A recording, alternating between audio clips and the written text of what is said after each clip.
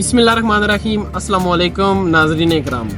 इस्तग़फ़ार की अहमियत बयान करते हैं।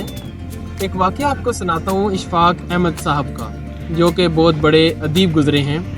वो कहते हैं कि कभी भी किसी इंसान की तरफ से अपनी नाकदरी पर ना कुड़ना, क्योंकि कदर व कीमत का तयन हमेशा वक्त करता है और दर्जात ऊपर से मुतय्यन होते हैं।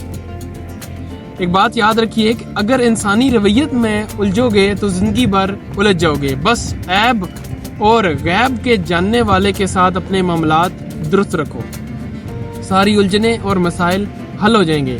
लोगों के रवैयों में मत उलझिए, अल्लाह पर तवक्कुल रखिए, इसके साथ मामलात सुलझाइए। एक शख्स इमाम गज़ाली के पास आया, उसने कहा मुझे ये मसला है। उन्होंने कहा इस्तग़फ़ार कर। बड़ा हैरान हुआ और कहता है कि मैं आपको मसला बता रहा हूँ, और कहता है कि मैं आपको मसला बता रहा हूँ और आप मुझे इस्तग़फ़ार पढ़ने का कह रहे हैं। इसी तरह देखते ही देखते एक और शख्स आया और उसने भी कहा कि इमाम मुझे ये मसला है। तो इमाम ने सेम उसे कहा कि आप भी इस्तग़फ़ार पढ़ो। इसी तरह जो भी शख्स इमाम गज़ाली के पास आता, आप उसे इस्तग़फ़ार पढ़ने का कहते।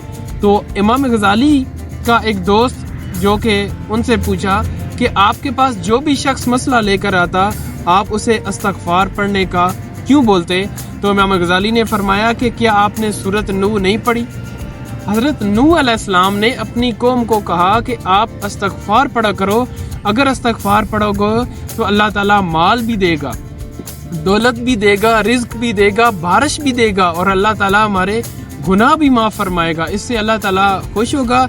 नाज़रीन कराम, ये थी इस्तग़फ़ार की अहमियत। मज़ीद तो नाज़रीन कराम, मज़ीद इस्लामिक वीडियोस को देखने के लिए हमारे चैनल मिस्टर इंजीनियर को सब्सक्राइब करें, ताकि मज़ीद इस्लामिक वीडियोस आप तक पहुंच सकें।